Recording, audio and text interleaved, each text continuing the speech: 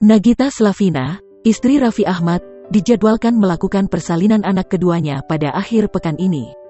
Hal itu dibocorkan oleh Raffi Ahmad yang menyebut perkiraan tanggal kelahiran anak keduanya.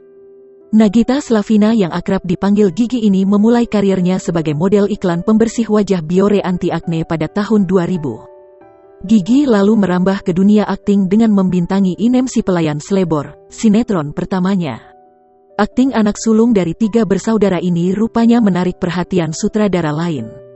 Putri pasangan Gideon Tengker, gitaris band lawas beraliran blues, Drachma, dan Rita Amelia, pemain sinetron yang beralih profesi menjadi produser ini pun ditawari tampil dalam sinetron Di Sini Ada Setan.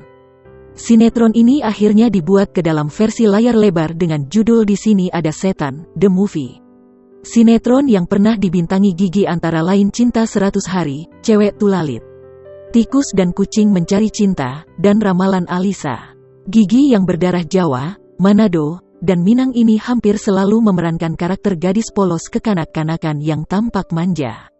Namun karakter itu pula lah yang mengantarkan wanita setinggi 157 cm ini masuk nominator pemeran utama wanita terbaik FFI 2005 di film cerita lepas televisi.